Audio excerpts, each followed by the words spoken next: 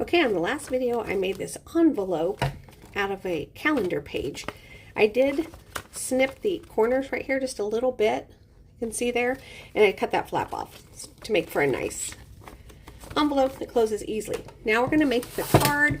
So we just have a piece of 8.5 by 11 cardstock. You want to cut it to 5.5 inches. Always make sure that you're pressed up against that guide at the end of your trimmer, otherwise you'll get a weird uneven cut. This is a small scoreboard in case you don't have the big one like I showed last time. We're going to score at 4 1/4. This is really thick cardstock from Hobby Lobby, so you want to score it a couple of times. Okay, we've got the front.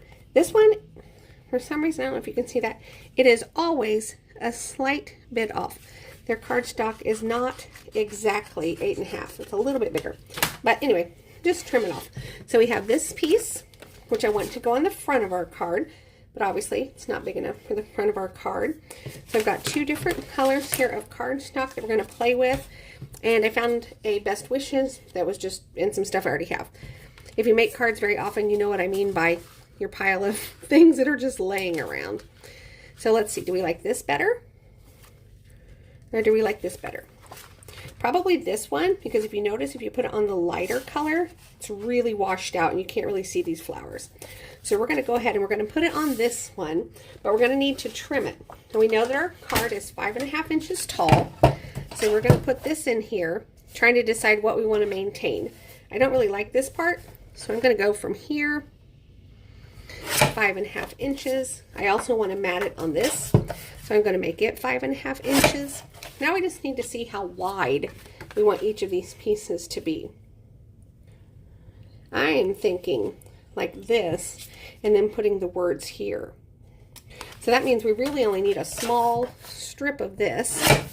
So let's get our adhesive, whatever you choose. I'm using Scrapbook Adhesive Runner right now because it's a time saver when I'm trying to do a card quickly.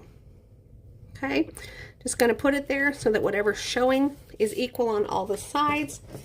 Going to get the little piece here that I just cut, and I am going to put it under this piece until I just have a little bit showing. Then we'll go ahead and we'll put this down. There we go. And then this is going to go on here, but it needs trimmed because it is too long. And I never like to do anything just flat on my cards. I always like there to be some dimension. So I'm going to use some pop dots to put the rest of this together. But this is how it's going to look. We're going to add a few embellishments. So make sure that you